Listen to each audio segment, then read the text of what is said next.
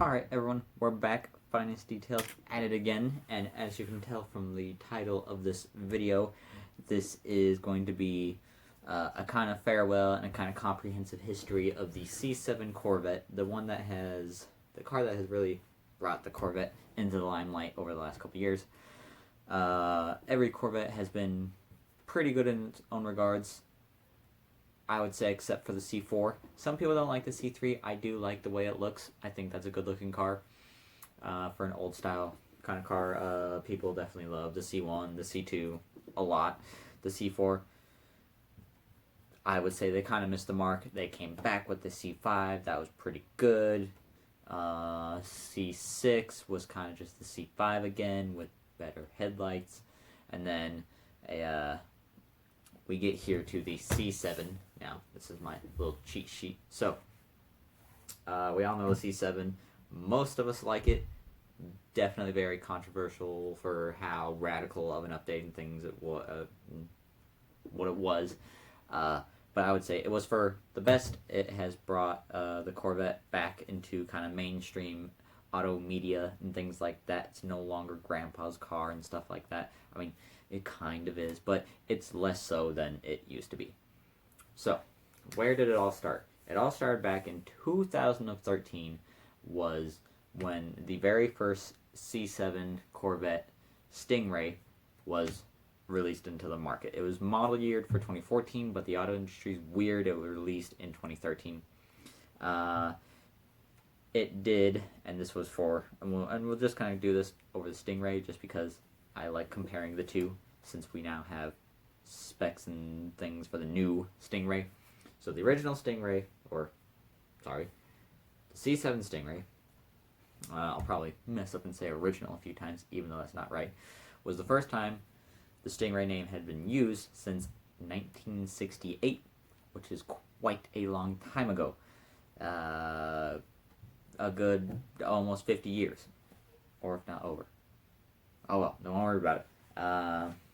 It could do, and this is kind of relevant, it could do a 0-60 in 3.8 seconds. It came with 455 horsepower and 455 torque, and it was a really good car. The very first Stingray C7 sold at Barrett-Jackson. Where else? That's kind of what automakers do nowadays for charity and everything. It sold for a very nice $1 million that went to cancer research and things like that. So that's obviously pretty cool and everything. And I'm almost surprised that one. I am, and I'm not surprised, because when it first released, and even to this day, people still aren't sold on the C7 platform for the Corvette because of how radical it was compared to the C6, because the C6 and the C5 were so similar.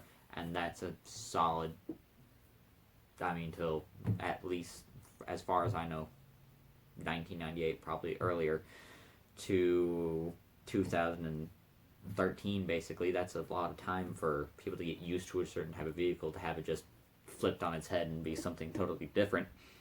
So, that was the original C7. Caught myself that time. The first C7 released model year 2014. Came out with the LT1 engine, one of the LTs, and it was a really good vehicle. Really, really good. Brought back the Stingray name and everything, and I personally very much enjoy the car. It is almost kind of interesting to think that it is that old of a vehicle, but because it was 2019, and that's technically released in 2013, so that is 6 years old for this platform. People kind of think that's still a new car, and it is kind of, but not really anymore, especially with how much cars advance nowadays. So, how does that stack up to the current Stingray? It's gotten a lot better. The C8 is a lot better. A lot better. So, 0-60s, 3.8 to sub 3, so minimum 2.9. Removing 3 seconds removing almost an entire second is actually a lot. That's a lot to take off. Dual clutch versus manual and automatic, or manual and regular, I believe, CVT automatics before. Now we have dual clutch. So way better. That helps with speed, especially since this Corvette only has 40 extra horsepower. Technically, these aren't wheel numbers. We don't know what the wheel horsepower is. This is just crank from the manufacturer. I imagine the first one will sell for probably around this $1 million mark. It'll probably be sold to Barrett Jackson, just like the last one. But that's 2014 kind of wrapped up. That was the first year of the Corvette. First one. Then we get into 2015. This is kind of interesting. So 2015 was the release of the Z06 model for the C7, the trim level in a way. So the C7 Z06 and Z07 package brought a lot to the table. Obviously, it released the new supercharged motor that went into the Z01 and the Z06, making 650 horsepower, 650 torque. Chevrolet really likes those double numbers. Makes it easier to remember, things like that. I like it too. It came with a wide body, or wider body, bigger fender flares and everything, because it had bigger tires, it had bigger wheels, it had the ability for, if you got the Z07 package, carbon aero, carbon ceramic brakes. It came with all kinds of stuff, better technology, better infotainment and everything. Everything just got turned up. The Z06 was a very, very, very good car, good platform for making a very fast vehicle. And again, I mention him a lot, mainly because he has helped shown what it's capable of. Street Speed 717. If you don't know him, go check him out. He has a lot of old, really good C7 content out, and so you can really see what the car's capable of. I mean, he takes one of them Pro charges and brings it to 1,000 wheel horsepower or something in that nature, but he showed how capable that car was. And then that's kind of 2015. There are a couple little one-off models and things like that. Not a lot happens. The real dull year for the car is 2016. 2016 came with a bunch of special editions, and that was it. Nothing really crazy happened. It was just that. They stuck with the Stingray and the Z06 as their only options. Convertibles of both, and that was about it. Then we get to 2017, which this is the kind of interesting thing I was talking about. They finally released the Grand Sport. I actually kind of find that interesting because it seems like the more logical thing to do would be to go Stingray, Grand Sport, then Z06, but they added a third option, kind of a middle ground between the two, because the Grand Sport, maybe not a lot of people know, but it takes most of the body and the track stuff from the Z06, and also with the ability of the Z07 package, so you could still get all carbon aero and the larger wing or flap in the back, carbon roof and things like that. You could get those on Grand Sports, but you couldn't do that on a Stingray. They also got, I did kind of forget to mention this, the Stingray also came with a Z51 package that gave it like a dry oil sump engine cooling and things like that, and it basically gave it 5 horsepower. The Grand Sport comes stock with all that kind of stuff.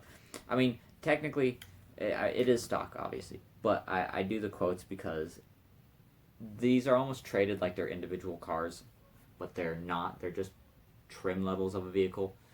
Technically, I guess you could say the trim level is technically like 3LT and things like that, or if it's 3LZ for Corvette, I don't remember that. So they're treated like models of a vehicle, but they're all the same vehicle. I would say that they should be more akin to trim levels, but oh well. I mean, kind of like you have the Civic SI, and Civic Type R. Those are all kind of trim levels of the vehicle. They're not necessarily a different car each time. So 2017 was the release of the Grand Sport model as a kind of middle ground for people that maybe had a little bit extra cash, but not too much extra cash, and maybe didn't want a supercharged vehicle. There are people out there that kind of want the naturally aspirated effect and things like that. The Z06 had been out for 2 years, and nothing too crazy came out about it being super unreliable or anything like that. But if you couldn't quite afford a Z06, maybe you could at least make a Grand Sport work. And even then, if you could still make a Stingray work, you're still getting a good car.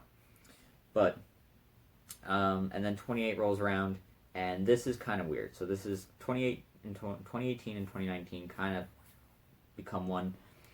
So, and this is going to get kind of weird because of this whole model year thing. So the ZR1 is a 2019 model year vehicle. It is for the year 2019. However, it was revealed in 2017 and released spring 2018 for the model year of 2019.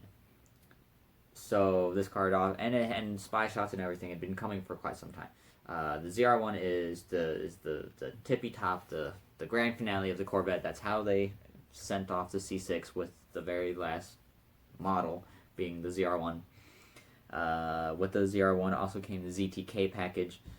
So all that transpires to being a pinnacle of Corvette of 755 horsepower, 755 and maybe 750 torque, but way more, an extra 100 added to the Z06 by a much larger supercharger, giving it even more power and things like that. And Corvette and GM really like to boast that the supercharger actually was it was outside of the car, because technically the top of the supercharger was a large carbon piece, because the ZR1 got a brand new hood, a brand new front fascia, and if you got the ZTK package, you got a big ass wing in the back, very much part of the big Wang gang.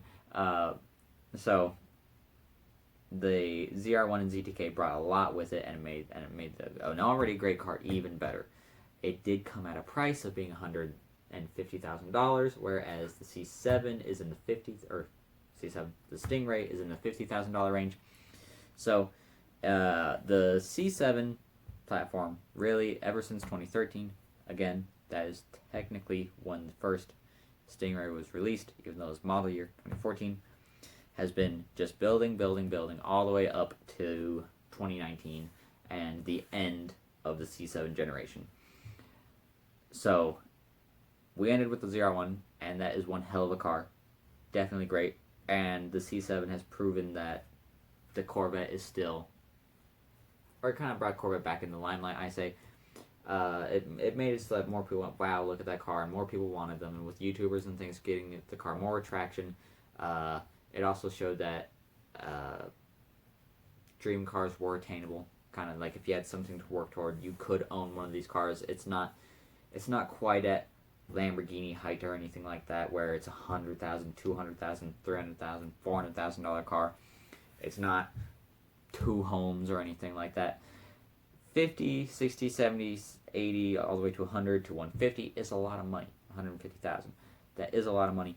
But to that kid that has the poster in his wall of a Corvette, if you're able to save your money and you're able to get a decent job, and if it's what you really want, then you'd actually, and if you put money away, you could own a Stingray by the time you're, to be honest, I would say by the time you're 30, if it's what you really wanted. If that was your main goal and you were gonna do it, you could put enough money away. You could put, maybe not the whole lump sum, but you could put definitely a hefty down payment down and things like that. And if you kept your credit good and everything, you would get next to nothing APR, and you could have one. Especially if you get lucky and you get a decent job, or you know someone that gets you into a position where you can earn lots of money, or you become fucking famous YouTuber. Corvettes are not quite out of grasp.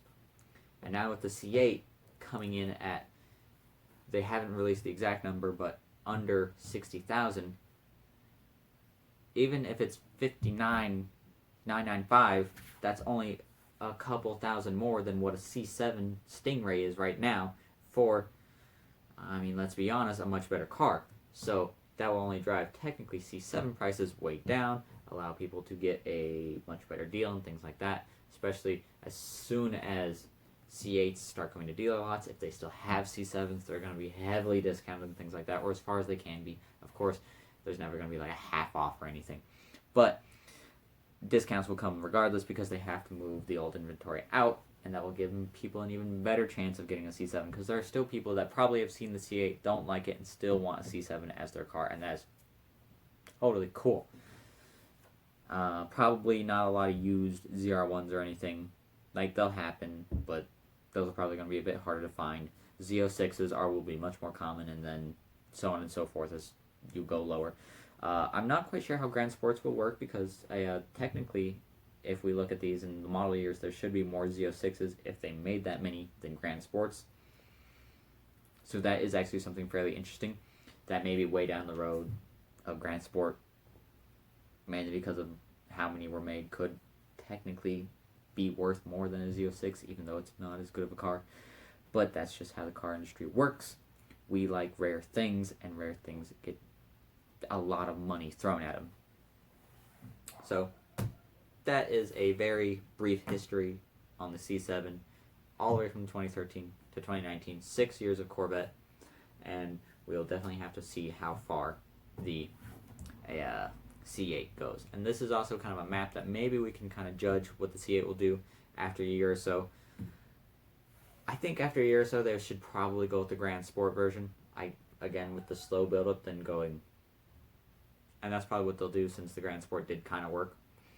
They'll probably go Stingray, Grand Sport, Z06, and will most likely end off, unless it just sells terribly, which I can't imagine, so it'll end with ZR1, and then the C9 Corvette, or whatever the next vehicle is, if we even have gasoline cars at that point. We'll have to wait and see.